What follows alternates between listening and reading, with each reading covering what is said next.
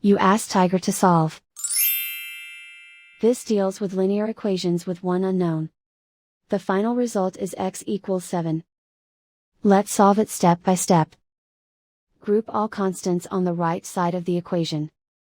Add 8 to both sides. Simplify the arithmetic.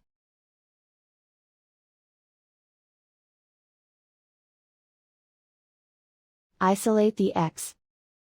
Divide both sides by 12. Simplify the fraction. Find the greatest common factor of the numerator and denominator. Factor out and cancel the greatest common factor. And so the final result is x equals 7.